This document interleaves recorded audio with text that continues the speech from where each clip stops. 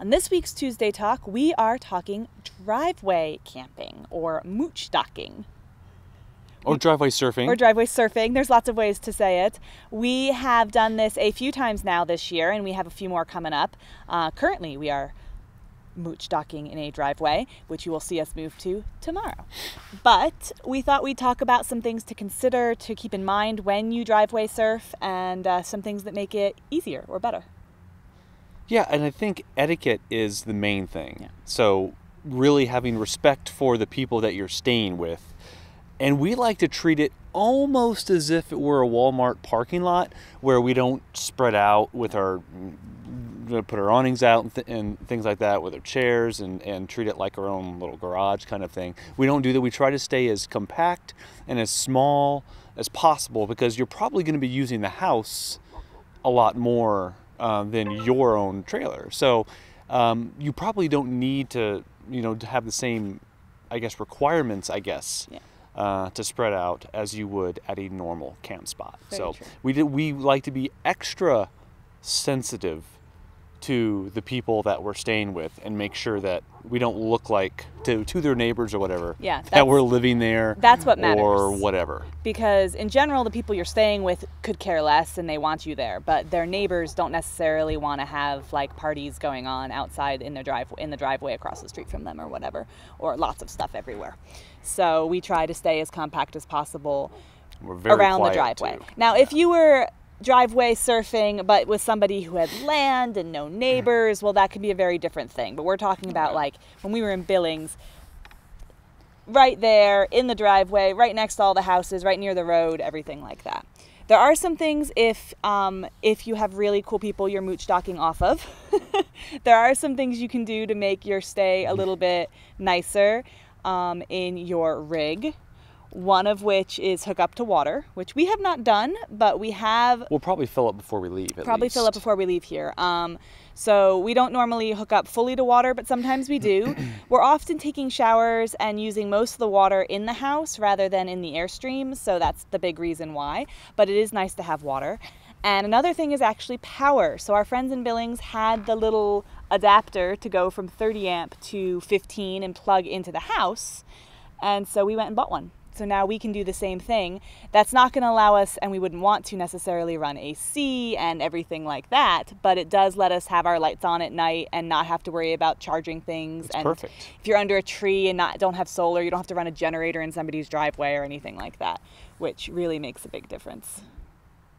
Yeah, running a driveway in a neighborhood like that, or running a generator in a driveway that is in a neighborhood, I would be very, very cautious, or sensitive about doing that. Because that's a lot of noise that, it's typically on for a couple hours to charge up your batteries. And the main reason is obviously courtesy, but also a lot of places have rules against living in vehicles on the street.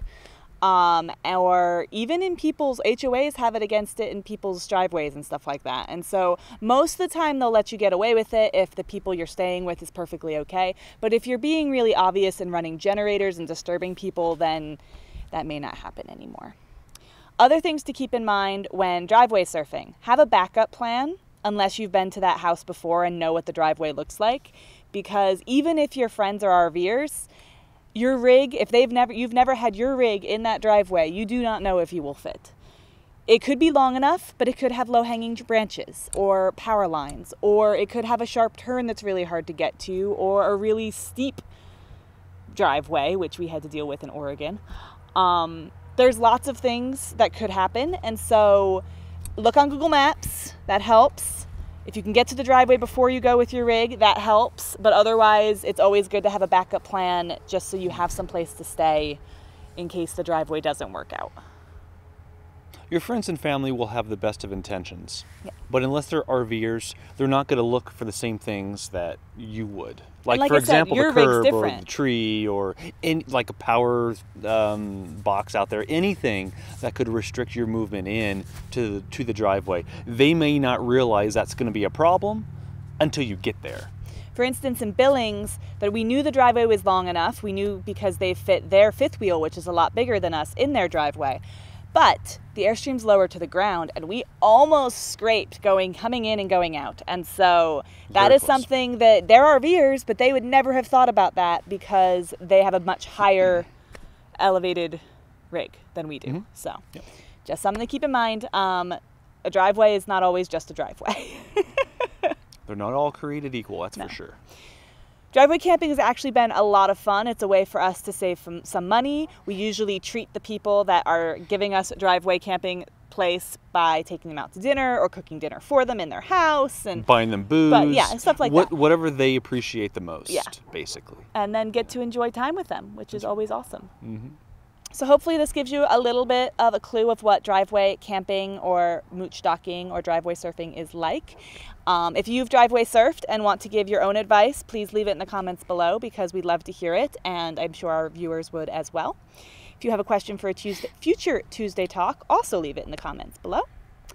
And we will see you next week. That's right. Bye, guys. Bye.